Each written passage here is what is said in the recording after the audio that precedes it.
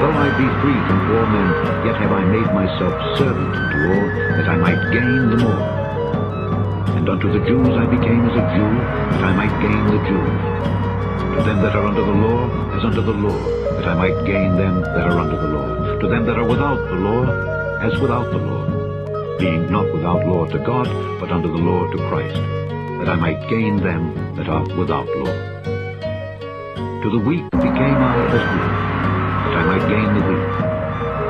I am made all things to all men, that I might by all means save some. And this I do for the gospel's sake, that I might be partaker thereof with you. Know ye not that they which run in a race run all, but one receiveth the prize? So run that ye may obtain. And every man that striveth for the mastery is temperate in all things. Now they do it to obtain a corruptible crown, but we an incorruptible. I therefore so run, not as uncertainly. So fight I, not as one that beateth the air. Now there are diversities of gifts, but the same Spirit. And there are differences of administrations, but the same Lord. And there are diversities of operations, but it is the same God which worketh all in all. But the manifestation of the Spirit is given to every man to profit withal. For to one is given by the Spirit the word of wisdom, to another the word of knowledge by the same Spirit, to another faith by the same Spirit, to another the gifts of healing by the same Spirit, to another the working of miracles, to another prophecy, to another discerning of spirits, to another divers kinds of tongues, to another the interpretation of tongues.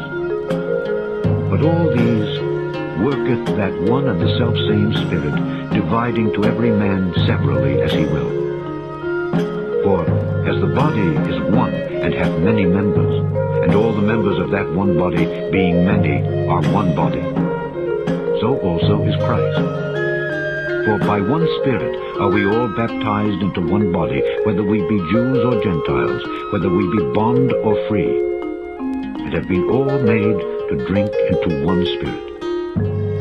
For the body is not one member, but many. If the foot shall say, because I am not the hand, I am not of the body, is it therefore not of the body? And if the ear shall say, because I am not the eye, I am not of the body, is it therefore not of the body?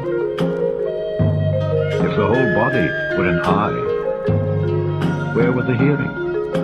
If the whole were hearing, where were the smelling? But now hath God set the members, every one of them in the body, as it hath pleased him. And if they were all one member, where were the body? But now are they many members, yet but one body.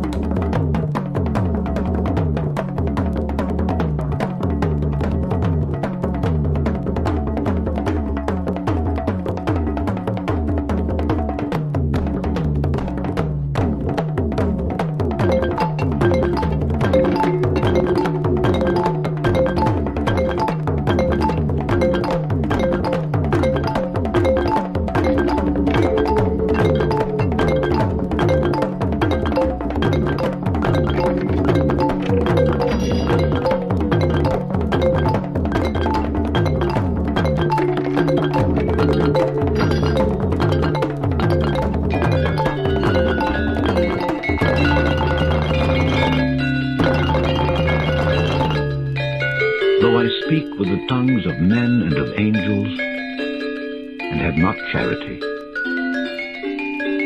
I am become as sounding brass, or a tinkling cymbal. And though I have the gift of prophecy, and understand all mysteries and all knowledge, and though I have all faith, so that I could remove mountains, and have not charity, I am nothing. And though I bestow all my goods to feed the poor, and though I give my body to be burned, and have not charity, it profiteth me nothing. Charity suffereth long and is kind. Charity envieth not.